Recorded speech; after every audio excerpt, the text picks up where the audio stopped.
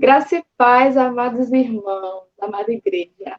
Mais uma vez estamos aqui para mais um EBD, hoje de uma forma diferente, né, à distância, e estamos inovando, né, para trazer sempre o melhor para cada um de vocês.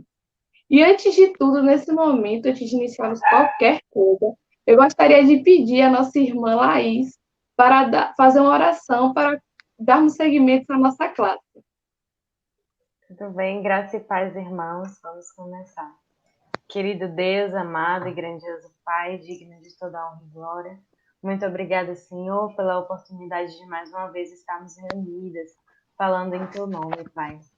Eu te peço que, em nome de Jesus, o Senhor nos ajude, o Senhor fale conosco através dessa palavra, o Senhor fale também com os nossos irmãos e que não terminemos aqui da mesma forma que entramos, mas com mais esperanças, mais cheias do Teu Espírito, mas convencidas do Teu amor, Senhor, em nome de Jesus. Ajuda também, Pai, esse encerramento, esse é o nosso último domingo, e eu te peço, Senhor, que seja tudo entregue nas Suas mãos e que nosso louvor suba como um cheiro suave. Essa é a nossa oração em nome de Jesus. Amém. Amém. Bem, hoje, né, estamos dando seguimento a toda essa estrutura, né, com o nosso tema identidade.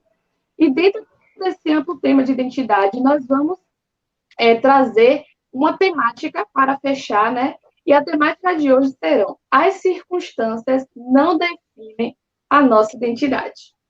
Pode ser que seja um pouco pesado, às vezes, um pouco ruim de nós aceitarmos, mas é bom que nós entendamos que não importa o momento que nós passamos na nossa vida, nós sempre podemos nos reinventar, nos ressignificar e estar cada vez mais próximo de Cristo, não importa o momento de nossas vidas. E não importa as circunstâncias, e hoje nós iremos provar isso.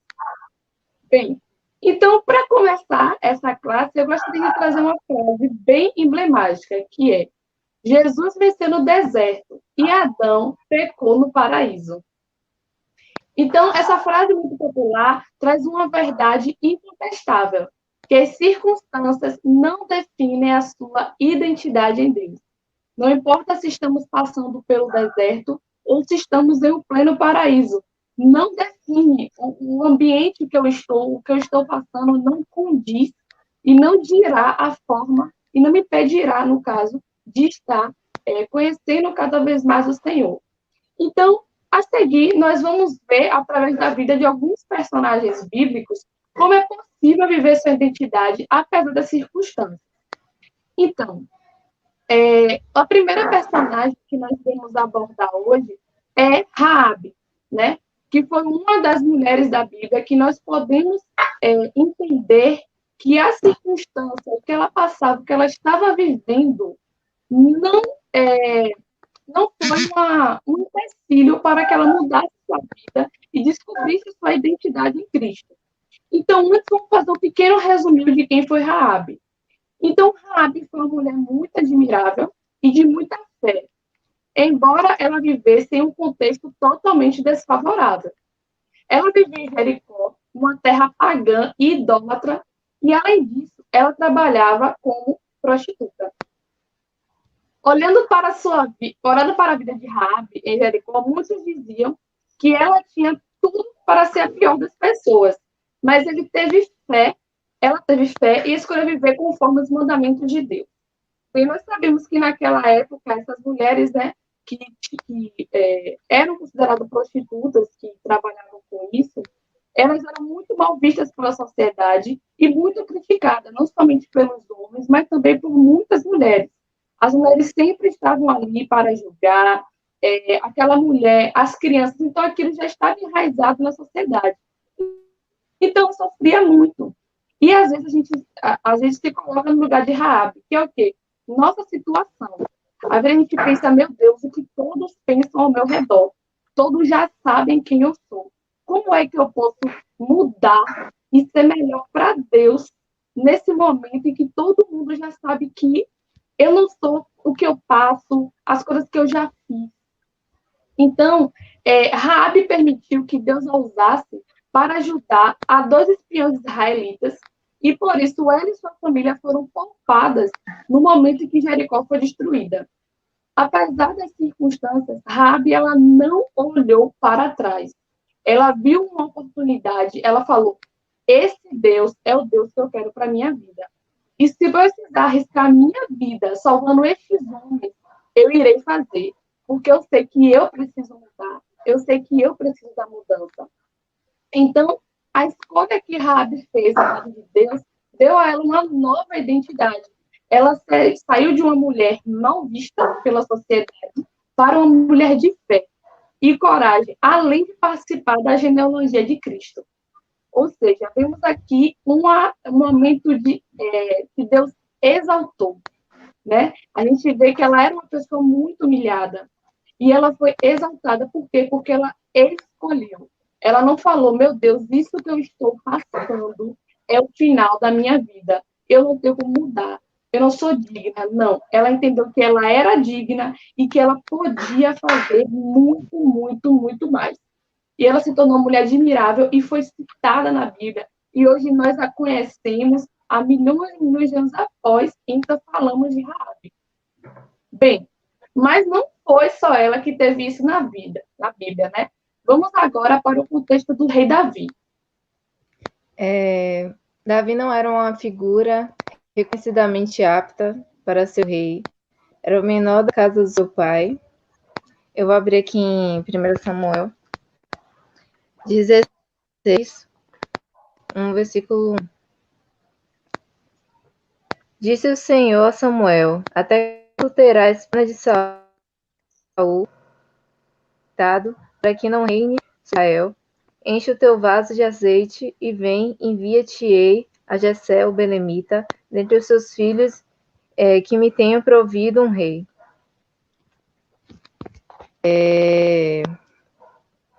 Porém, disse Samuel: como irei eu, ouvindo Saul que me matará?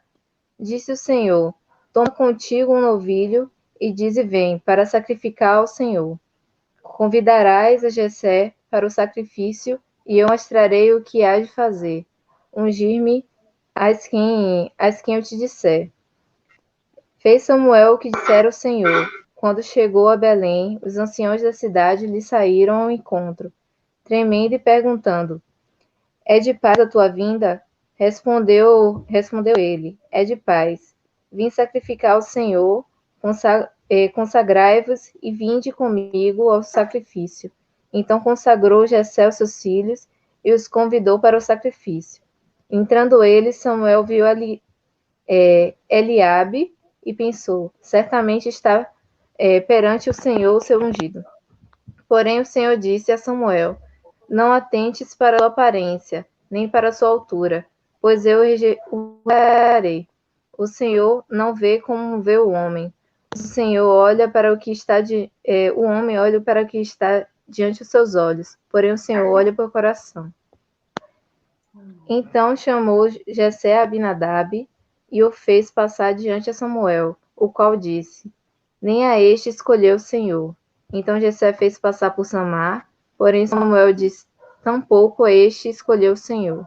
Assim fez passar Jessé aos seus 7 filhos diante de Samuel, mas Samuel disse a Jessé: o Senhor não escolheu entre eles. Assim perguntou Samuel a Jessé: acabaram-se todos os seus filhos? Respondeu Jessé: ainda falta o menor, que está apacentando as ovelhas. Disse Samuel: manda chamá-lo, não nos assentemos à mesa até que ele chegue. Então mandou buscá-lo e fez entrar. Ele era ruivo, de belos olhos, de boa aparência, e disse o Senhor: levanta-te e unge-o. É este mesmo. Assim tomou Samuel o vaso de azeite e ungiu no meio dos irmãos. E daquele dia em diante, o Espírito do Senhor apoderou-se de Davi. Então Samuel se levantou e foi para Ramá.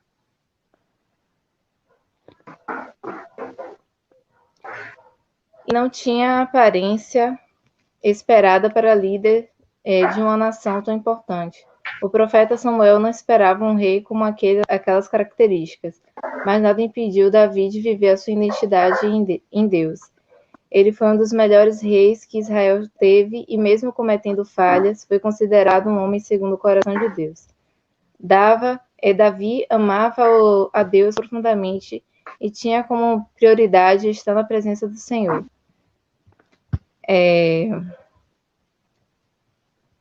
Salmos 51, 9 a 12, que eu vou abrir aqui também para ler.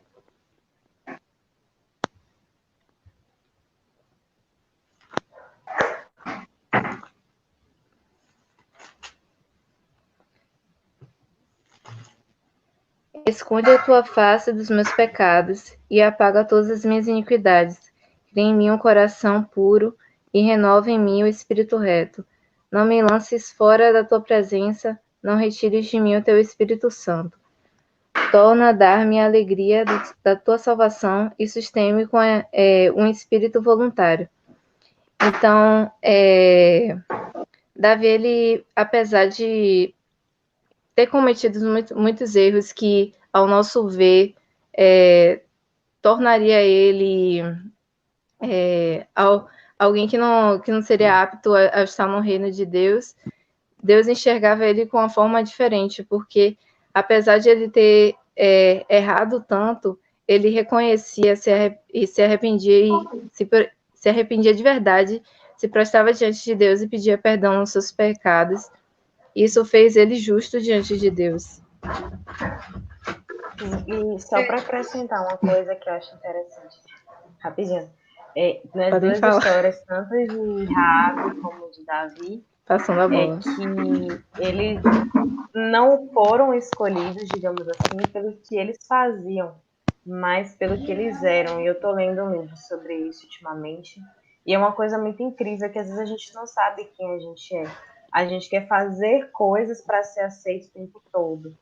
Ou não, né? Como no caso de Raabe, fazer o que é necessário para ser amado, fazer o que for necessário para poder chamar a atenção.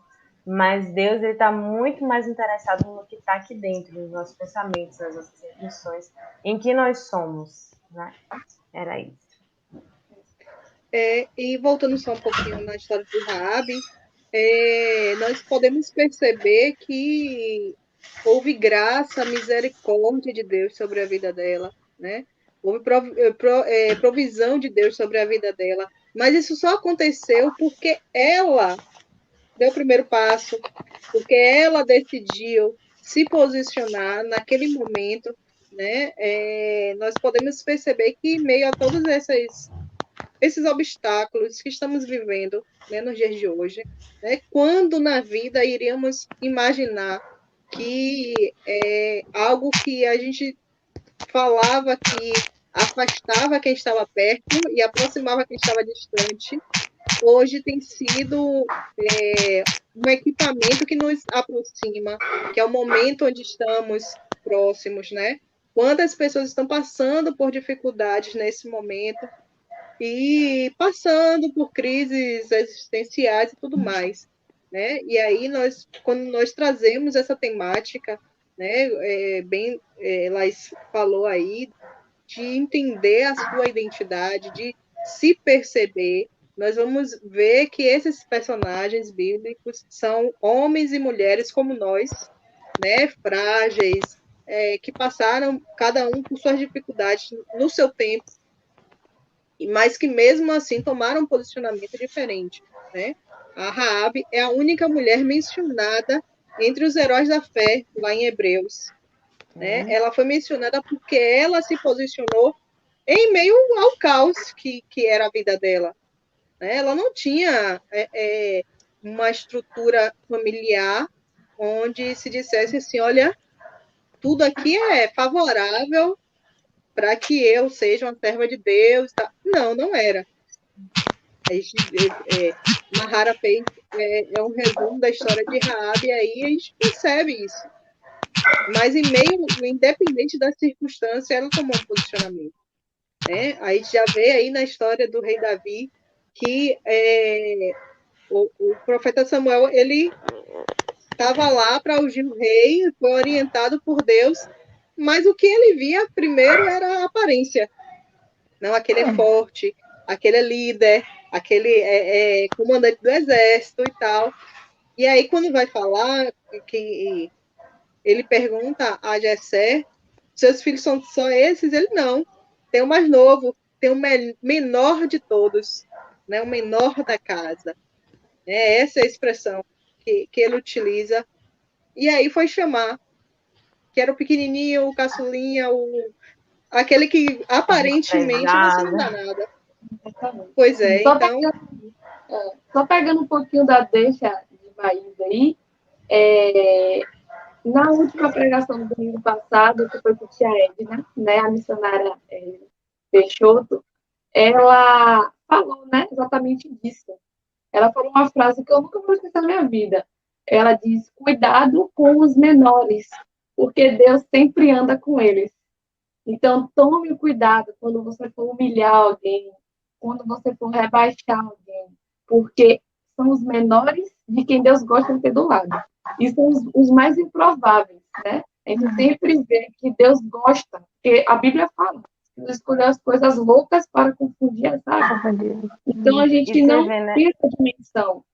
E só para completar uma coisinha, que às vezes nós achamos que, tipo, essas pessoas da Bíblia eram muito diferentes de nós.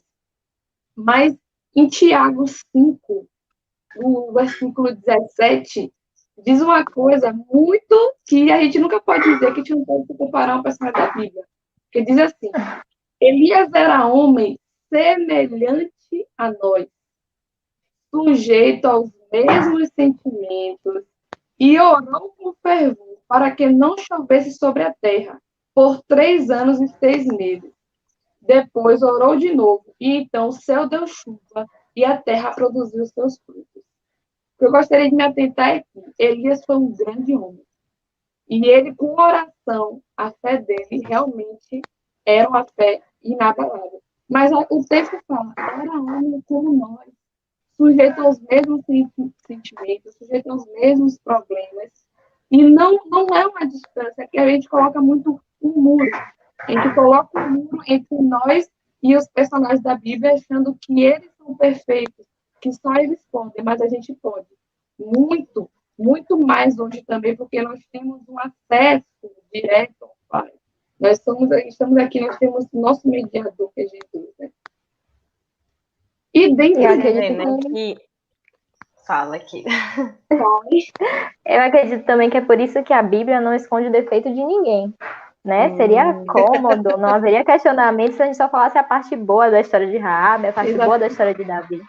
Mas, né, a Bíblia fala que eles eram homens como nós, fala inclusive dos pecados que alguns cometeram, mas mostra o poder de Deus através da vida deles, né? A questão toda é esse: eles se deixaram ser usados por Deus. Por isso eles puderam viver a identidade que Deus tinha na vida deles, né? E você vê, né, que o que a Mahara estava falando um pouco antes, que assim, quando a gente usa aquela frase, né, que se diz mundana, o mundo dá voltas, os humilhados serão exaltados. Gente, tudo isso é bíblico. Tudo isso. Deus sempre, ele pega o menor, ele pega aquele que é mais humilhado, ele pega aquele que o pessoal acha que não vai ser ninguém. Porque Deus, ele não vê como o ser humano vê. Porque geralmente o menor, ele até se autodespreza, mas Deus vê um potencial ali incrível, justamente por ter sido desprezado, justamente por ter sido humilhado. Então, por isso que no nosso caminho, Deus, ele é muito justo, ele é muito honesto, que tem na palavra: buscai a paz com todos e a santificação, sem a qual ninguém verá o Senhor. A gente não deve basear nossos caminhos em mentiras, em pisar nos outros, em humilhar os outros. Não devemos nos julgar melhor do que os outros, muito pelo contrário, temos que ser servos dos nossos irmãos, porque a gente não sabe quando a gente vai precisar. As pessoas também não sabem quando vão precisar de nós. E aí? Então, não é uma questão nossa para a gente precisar, é que uns precisam dos outros realmente, né? Mas aí tem gente que acha que não vai chegar a sua hora, e infelizmente chega. A conta infelizmente, é muito complicada.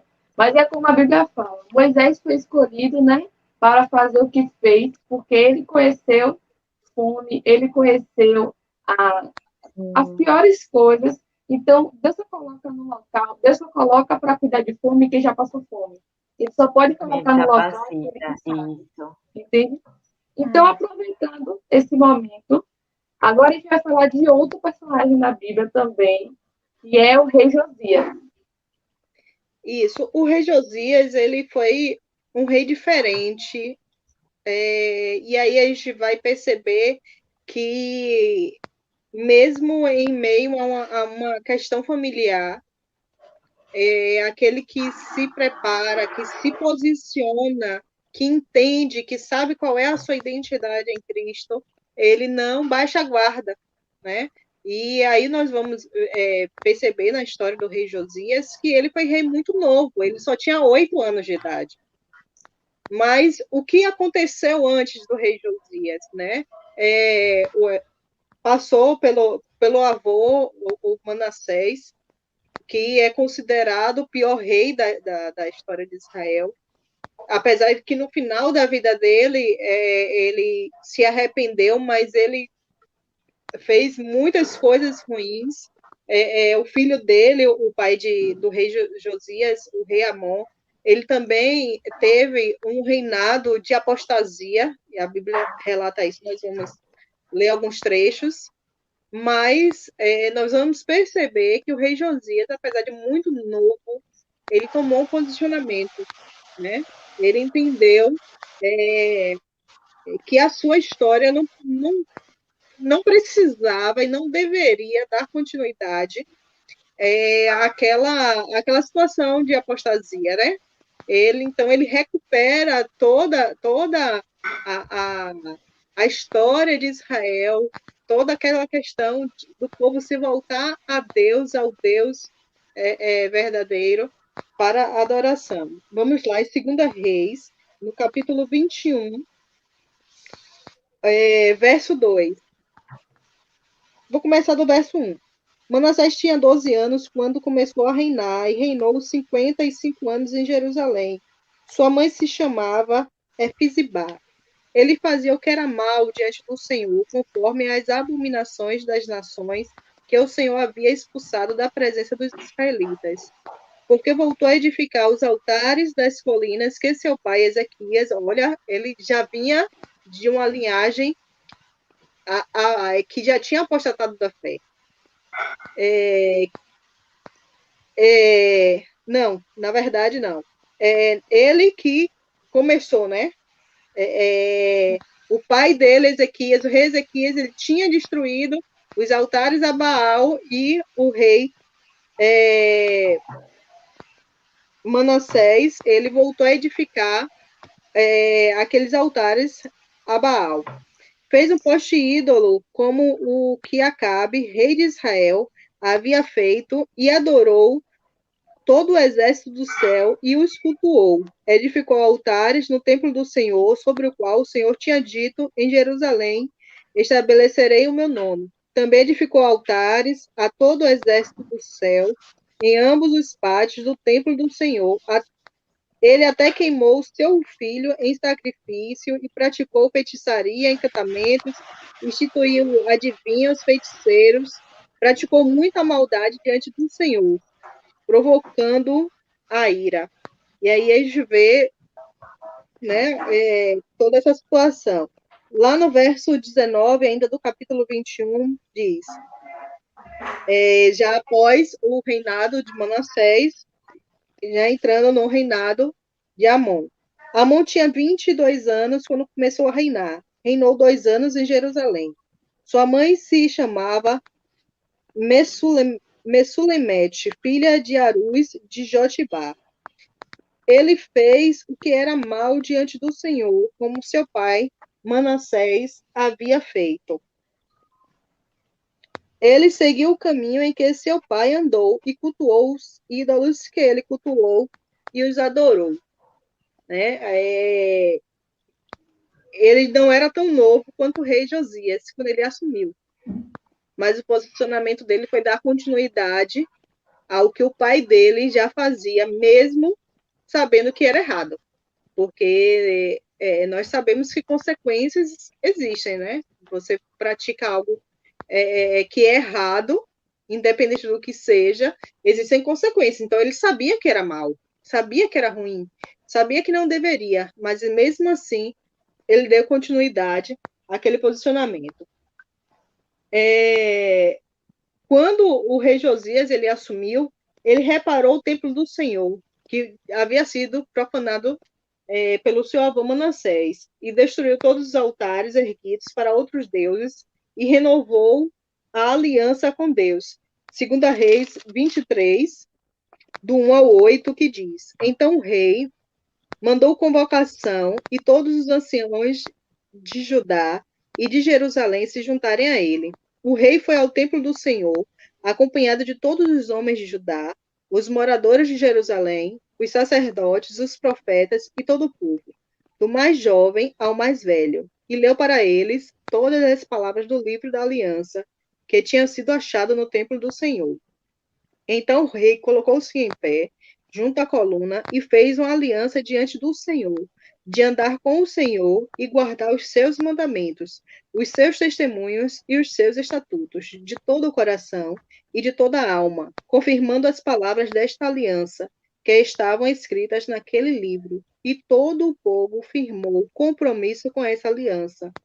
O rei também mandou que o sumo sacerdote Ilquias, os sacerdotes da segunda ordem e os guardas da entrada tirassem do templo do Senhor todos os objetos que tinham sido feitos para Baal, para Aserá e para todo exército do céu, e os queimou fora de Jerusalém, nos campos de Cedron, e levou as cinzas deles para Betel, destituiu os sacerdotes idólatras que os reis de Judá haviam constituído para queimarem incenso sobre os altares das colinas, nas cidades de Judá e ao redor de Jerusalém, como também os que queimavam incenso a Baal, ao sol, à lua, aos planetas e a todo o exército do céu.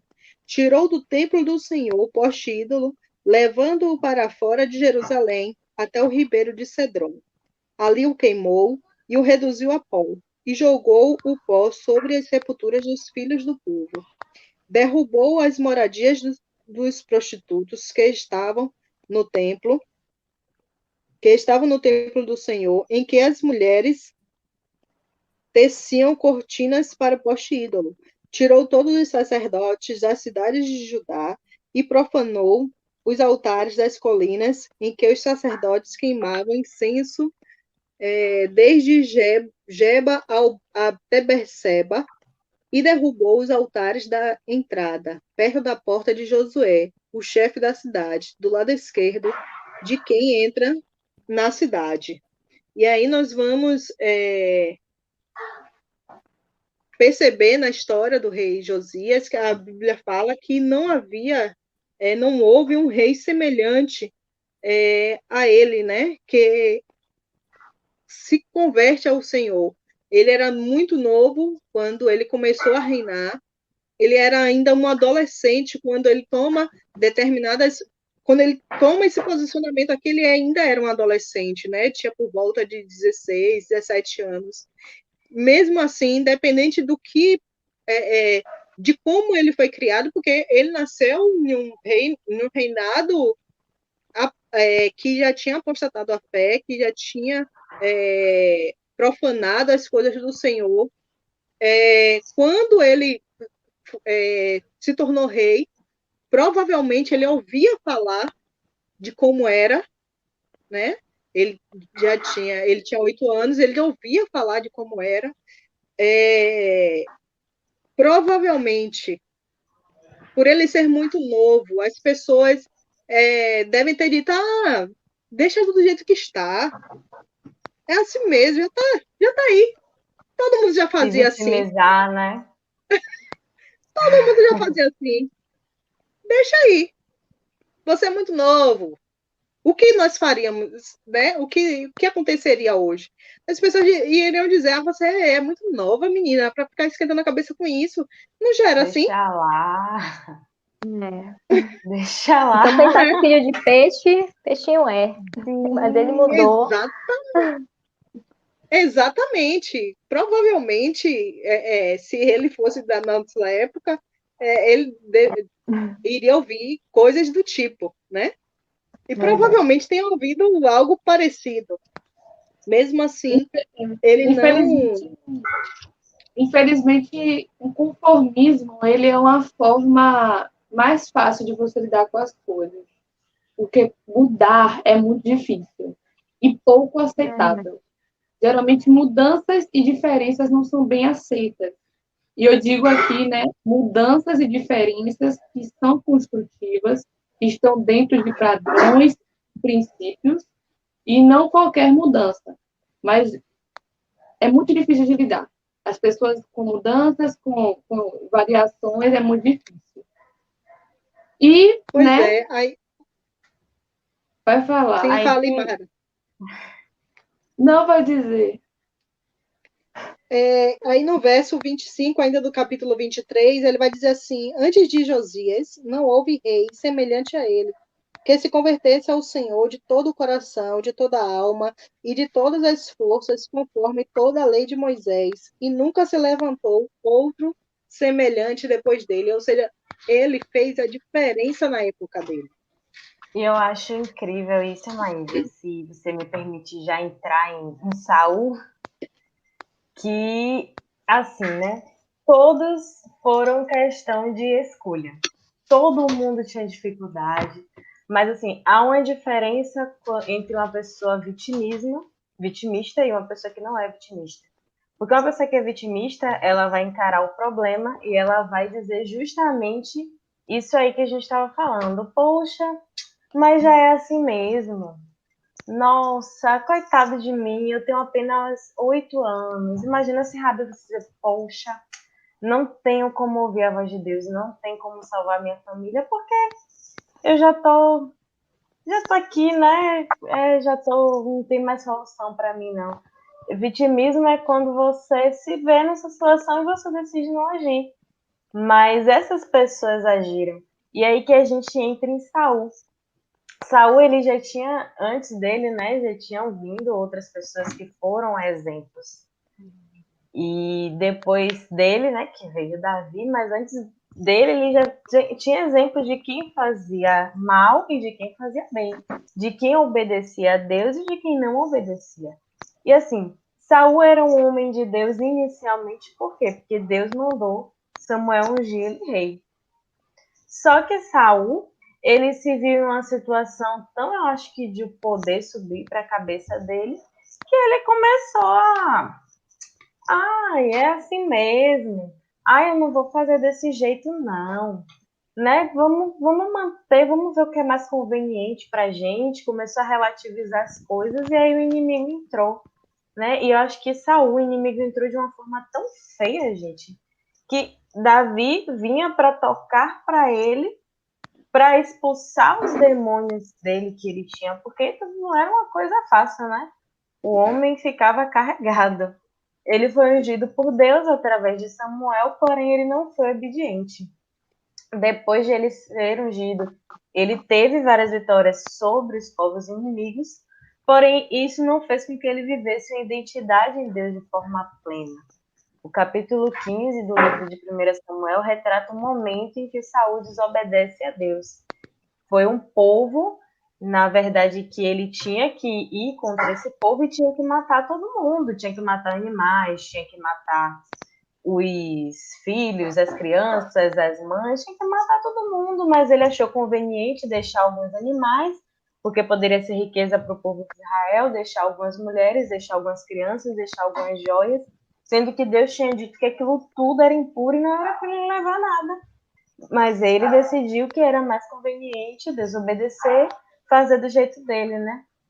Eu, assim, acredito que as coisas... Eu nem vou dizer que eram mais fáceis antigamente, gente, mas pense aí.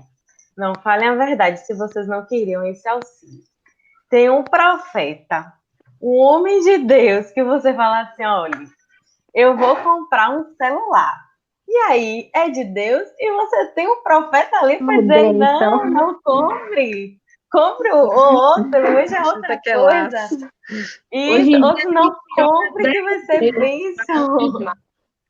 Não entendi. Hoje em dia, eu oro 10 vezes para confirmar. Aí Sim, eu ainda estou lá pedindo para confirmar mais ainda. É a confirmação e da. a Manda gente um ora que nem outdoor em mim. Gideão, né? Senhor, se for, a terra vai estar seca e Exatamente. a lã molhada. Se for, Senhor, a terra vai estar molhada e a lã vai estar seca. E a gente ainda está desacreditando. Mas ele tinha uma pessoa ali do lado dele que não, vá que você vai ser guerreiro vitorioso, o Senhor mandou você fazer desse jeito. Eu acho que, eu não sei se eu faria melhor no lugar de Saul, né? Porque cada um faz segundo sua experiência, que já viveu, enfim. Mas acho que eu ia com toda a confiança. Se Deus me dissesse assim, vai minha filha, na certeza ali de você ter um profeta, uma pessoa, vai que vai dar tudo certo, vai que é pra você, a gente vai sem medo, né? E aí Saul tinha, mas aí ele vai demonstrando um caráter de alguém longe de Deus. Assim como as circunstâncias não impediram o rei Davi de viver a sua identidade em Deus, as circunstâncias também não definiram a identidade de Saul. O problema é que Saul não aproveitou sua oportunidade de viver uma vida ao lado do Senhor e escolheu sua própria consciência. E o que eu acho pior disso tudo é que tem uma passagem que mostra, né, que quando Saul ele estava desorientado e Samuel já tinha morrido nessa época, ele foi para uma feiticeira para poder chamar Samuel, digamos assim, para poder ele saber o que ele tinha que fazer, porque ele estava perdido. Gente, eu acho que se eu sou Samuel, eu subia assim, vem cá, que palhaçada, porque eu vivo o tempo todo, você nunca me ouviu. Desobedeceu, depois que eu estou aqui descansando nos braços do pai Abraão, você vem me cutucar, me infernizar para me perguntar o que você tem que fazer, né? Não, só um pouquinho. Quando eu estava lendo, né, sobre essa questão de Saul, eu vi muito da nossa geração imediatista. Eu acho que o que segurou o rei Saul, assim, que mais colocou ele em situações complicadas, né, a ponto dele do Espírito de Deus se afastar dele. Eu acredito muito nisso. Como você iniciou sua fala, né, falando da questão do relativismo e tal. Vivemos uma geração muito relativista, muito imediatista, tudo nosso é para ontem, sabe? Como a Mahara falou aí, ora 10 vezes pedindo a aprovação, perguntando se é, se não é. E que resposta Mahara, agora, você né? é uma exceção à regra, mano. Glória a Deus por isso, você é uma exceção à regra. Amém, amém. Porque o normal eu faço, e se for da vontade de Deus, vai dar certo. Se não for, já fiz mesmo, vai dar errado, e depois eu pago minha consequência. Só lembra na hora do problema, a resposta, né? Na hora que já deu errado. É que nem o que Laís falou aí, gente. Se der ruim, se Deus me dá. Eu peço até sinal. E aí eu fico, meu Deus do céu. Às vezes acontece o sinal, eu fico, meu Deus, vou orar de novo, só para confirmar mais um pouco. Mas o que a gente vê muito na vida de Saul é uma frase que eu aprendi há muito tempo atrás e que eu, assim, nunca me esqueci. Que é assim, Deus entra pela porta que você abre. Jesus entra pela porta que você abre. E o inimigo entra pela brecha que você não fecha. Foi aconteceu as brechas, as pequenas brechas que temos constantemente na nossa vida. As nossas pequenas brechas é ali que o inimigo ele entra. Se a gente deixar, são situações, são palavras, são atitudes. Você vê que Saul chega até um momento que ele fica com inveja de Davi na passagem, ele fica com inveja. Então, olha a brecha da inveja, olha a brecha disso, olha a brecha daquilo. Então, as brechinhas começam sempre com uma. Quando a gente deixa, elas vão aumentando até que vem outras e torna-se um buraco muito grande. A gente tem que entender, né, que não é porque tudo hoje é entregue a gente pronto, mastigado, que a gente vai ter que sempre achar assim. Eu mesmo, hoje, uma rápida comparação, hoje a gente fala tanto, as pessoas pedem tanto uma vacina, pedem isso, pedem aquilo. Gente, eu estou aqui, né, como estudante, e eu sei que um processo de uma vacina é um processo muito delicado. É muitos anos, gente, muitos anos. E mesmo assim, depois que a vacina é autorizada, nós temos ainda muitos estudos, e ainda depois que a gente dá para a população toda, ainda tem estudo. Ou seja, nós estudamos vacinas que são aplicadas há mais de 10 anos na população. Então, muitas pessoas hoje vieram falar comigo nessa época, assim, Mahara, Você não acha um absurdo tanta tecnologia e não sei o que você vai por gente? Vocês querem tudo rápido, bom e perfeito. Não existe isso. Tudo é técnica, aprimoramento. Então, essa rápida comparação, né? E a gente saber que a gente tem que saber se policiar. Mas, para encerrar, né? Porque infelizmente o nosso tempo está se esgotando, muitas e Já muitas coisas. finalizaram Mas aqui, temos 20 minutos, meu Deus, eu sou tão rápido. no domingo nós entraríamos, mas agora vamos falar do último personagem, que é Sansão. Então, Sansão, ele já foi uma pessoa que ele nasceu sabendo o que ele deveria ser, né? Sansão foi um milagre, porque a mãe dele era estéril e, tecnicamente, ele não poderia nascer dela. Mas Deus mandou esse presente, né, para a mãe dela, que foi Sansão. Eu vou ler um pouquinho do texto aqui. Gerado por milagre, Sansão tinha a missão de livrar Israel dos filisteus. Ele foi escolhido por Deus desde o ventre, como está falando em Juízes 13. Eu vou ler depois. Mas Sansão escolheu não viver sua identidade em Deus. Ele contrariou todas as orientações dadas por Deus e só se deu conta de seu erro quando estava cego e humilhado diante dos filisteus. Então, como eu havia dito, lá no capítulo 13 de Juízes, fala de como foi, né, o nascimento de Sansão. Aqui, a servidão dos israelitas sobre os filisteus e o nascimento de Sansão. Fala assim: e os filhos de Israel tornaram a fazer o que parecia mal aos olhos do Senhor, e o Senhor os entregou na mão dos filisteus por 40 anos. E havia um homem de Zorá, da tribo de Dan, cujo nome era Manoá, e sua mulher estéril, e não tinha filhos. E o anjo do Senhor apareceu a esta mulher e disse-lhe: eis que agora és estéril e nunca tens concebido, porém conceberás e terás um filho. Agora, pois, guarda-te de que bebas vinho ou bebida forte, ou comais coisa imunda, porque eis que tu conceberás e terás um filho sobre cuja cabeça não passará navalha, porquanto o menino será nazireu de Deus desde o ventre, e ele começará a livrar Israel da mão dos filisteus. Então a mulher entrou e falou ao seu marido, dizendo: um homem de Deus veio a mim, cuja vista era semelhante a uma vista de um anjo de Deus, terribilíssima. E não lhe perguntei de onde era, mas nem ele disse o seu nome. Porém disse-me: eis que tu conceberás e terás um filho. Agora, pois, não bebas vinho nem bebida forte, e não comas coisa imunda, porque o menino será nazireu de Deus, desde o ventre até o dia da sua morte. Então Manoá orou instantemente ao Senhor e disse: ao Senhor meu, rogo-te que o homem de Deus que enviaste ainda venha para nós outra vez e nos ensine o que devemos fazer ao menino que há de nascer. Nessa parte que a gente lê, a gente percebe a preocupação dos pais de Sansão em fazer tudo certinho, né? Em seguir as orientações que Deus tinha dado através do anjo, né? Para que ele crescesse e desenvolvesse o que ele nasceu para desenvolver.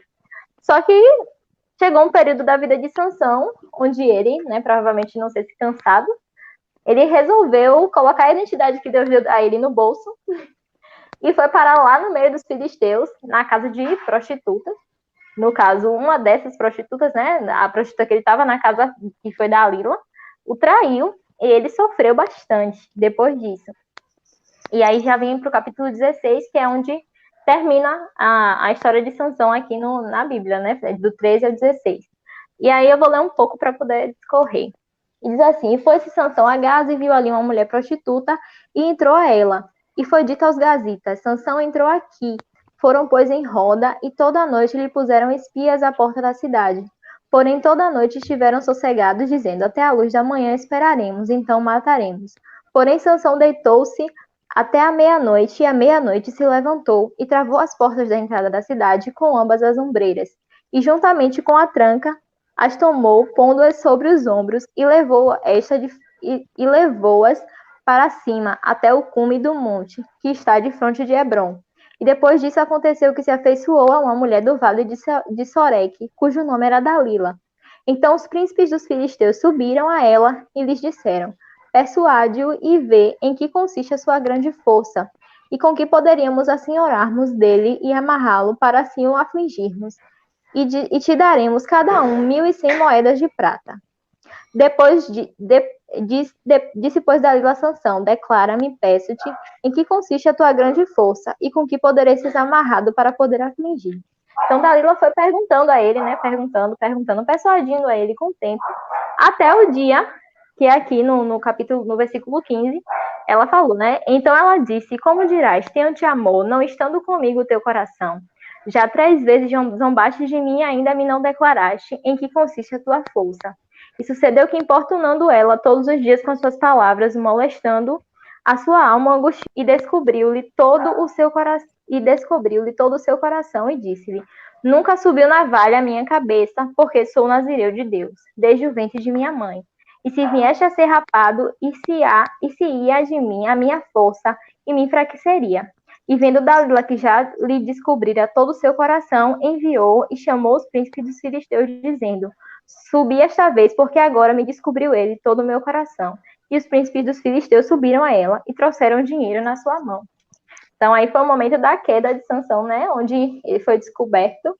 Ele contrariou porque o nazireu era um homem consagrado a Deus, né? Ele não deveria cortar o cabelo, nem beber bebida forte, nem estar perto de cadáveres ou qualquer funeral. Então era um homem consagrado a Deus. Era um ministério parecido com o sacerdote.